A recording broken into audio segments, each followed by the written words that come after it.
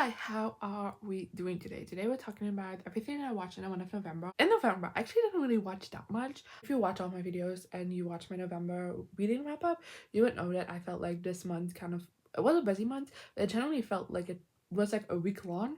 So it flew by and I had big plans and I didn't anything nothing came to fruition. So also not within my watching. It's very short. I didn't watch a couple of Christmas movies, so the movies watch section is a bit longer than might typically be, but like all the rest is relatively short. So let's delve into things, timestamps in a different section on the description if you want to click around. Let's get started with the seasons I watched. Only 2 this month. It's dire, I know. Of course, the first thing we're talking about is Taskmaster series 20, which I give 2 to 5 stars to. I this season finished. I watch it every week, so that's why it's here. 3 star, middle of the road. I can't explain it because I do think task wise this is the best season ever. I think like some of these tasks were so brilliant, and I do really like the cast like all individually, and they all really had moments where I was rooting for them, but something about it just didn't click with me, didn't connect with me, and I can't fully explain it. So it's a 3 star. I don't really get people saying that this is their favorite season in a while, but for me it just kind of felt a little bit like a letdown, so that's why it's a 3, and I can't fully explain why, which is really annoying. And then the other show that I watched this month is Spring season 3, which was a rewatch, and I gave 4 out of 5 stars to it. I failed in watching the entire show before the Cinnalon. I had a great time at the Cinnalon. Concept video for that is up if you want to watch it. But season 3, difficult one to review as well. It's really not a good month for me, but I think some parts this season is like the best the show has ever been and probably will ever be. And there's one storyline in particular which is like the major one everyone remembers about the show, wink wink, that I generally think is some of the best studio holidays done in television, and that's high praise because I love studio holiday shows. Like I genuinely think it's so well done, but there's also parts to this that I really don't like. Then let's go into my currently watching, which I'm gonna give it a disclaimer like 2 more times, this time and next month, but and I really officially started tracking my watching properly towards the end of 2024, in which I made the decision to not track what I call Belgian nonfiction show, like Flemish nonfiction show, because I mainly watch a lot of like quiz and variety shows, and I just didn't really think that was interesting to review or track. But now that I've become much more like now that I've gotten much more into like tracking my TV shows and like talking about them, reviewing them, and it's something I really enjoy, it kind of pisses me off that like a big chunk of what I watch is not being tracked. But of course, I can't just start tracking things now because then all of my lists and stuff are going to be complete, and that also pisses me off. So I went with this middle ground where I am like tracking when I'm watching but not logging when I'm watching. So well, for you that means that for these shows I will talk about them in the currently watching section but not in the finished watched section. So you'll see some shows disappear from last month.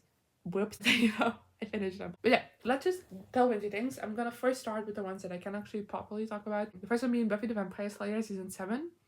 I'm not really liking this season, so I'm really going slow with it, and I hate it because it's the final season. I don't wanna end on a one bomb. That's feeling for me that way. I feel like I don't know. I feel like it seems very directionless, and like they're just throwing shit at the wall, and I don't like what they're throwing at the wall. And I think it's weird because I've seen a lot of opinions about the season online, and it seems to me that a lot of people don't like this season, but for very different reasons than I do. So in that sense, I'm a bit off. I'm also still watching Absolute Computer season 11, which is a rewatch. This show is just being rerun every Saturday, and I watch an episode every Saturday because of that. So it goes pretty slowly, but it's fine. I generally think it's just a fine season. It's a bit mid, but oh well, it has had some good episodes. We'll have to see in the end. And then of course I'm also watching Spring season 4, which is a rewatch. I will finish it. It's not just that the second one has happened that I stopped watching it, because I'm really enjoying it. I'm enjoying the show in general much more than I thought I would. I need to say season 4 is pissing me off. There's one character in particular which is like pissing me off hardcore, and like every other character is pretending like they're just going through something and that's fine. It's like no, they're being an asshole. So that's pissing me off. But oh well. Then I still have this from Summon's Wereld season 23. Almost done with this season, and I do finally have someone that I want to win. I feel like this season, despite it being like fun, I didn't really have someone I was particularly rooting for. I am rooting for someone now, I'm not telling you who. Now Switch season 16. This is fun. It's just really weird to be watching this show when it's cold out, you know? Because typically it's a summer show. And then we have The Masked Singer season 5. I'm having fun with this. If you don't know, my second channel talking through each episode and with my own thoughts about who's in the costumes in the mask. I think that's my, if you want to know, just for reference, my success rate is 2 out of 7.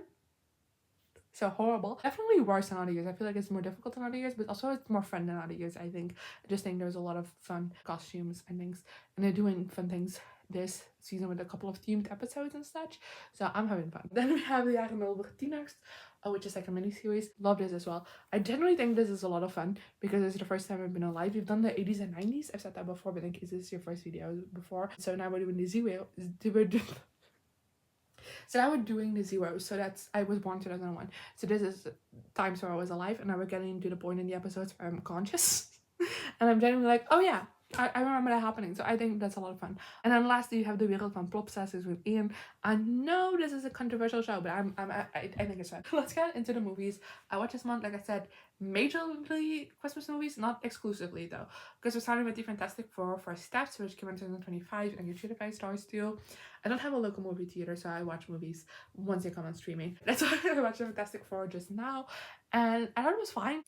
I really love the aesthetics of it. So I think like visually this was a stunning movie, and I already hate the fact we're probably never getting these visuals again, because the way this world was built was just so beautiful and so interesting, not kind of like the vintage feel to it, but also being like futuristic. I really like that blend. I also really love kind of like the family-ness of it. I feel like this is, I'm not familiar with the Fantastic Four in the comics, but I have seen the other movies, and I feel like this is the most the Fantastic Four felt like a family to me in this format at least. So I really like that to it as well, just like the family-ness of it. But I feel like the plot was very generic and just didn't really do much for me. It was also very predictable. Then next I watched My Little Xmas, which comes in 25, and I give 2 to 5 stars too. I don't even want to talk about this generally. So basically, this movie is about a woman who, when she met her husband, kind of felt like she had to push her dreams aside and go live in a small town she didn't really want to live in. And then when they got kids, she felt like a single parent even though she was married, and her husband was never there for anniversaries or like birthdays, holidays, nothing. So they divorce. Yes. And then he starts dating someone else. Everything's fine. She starts dating someone else. He got jealous as fuck. And then they get back together without solving their issues. And I'm supposed to root for this?